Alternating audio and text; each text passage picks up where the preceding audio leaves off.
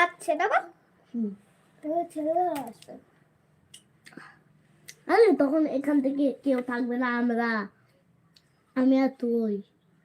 আরে মাসিমণি আছে তো, ওকে আমি সোজা যদি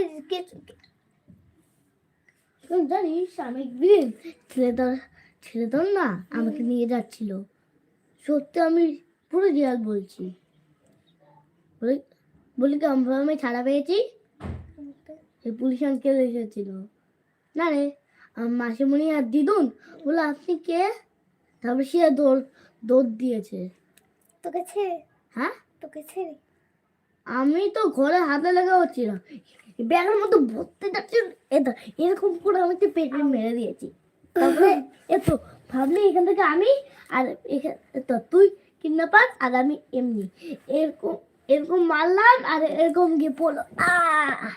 তারপরে কি হলো, তারপরে সবাই এসেছে, মা বললো যে কি এ আমাকে কিডন্যাপ করতে এসেছে।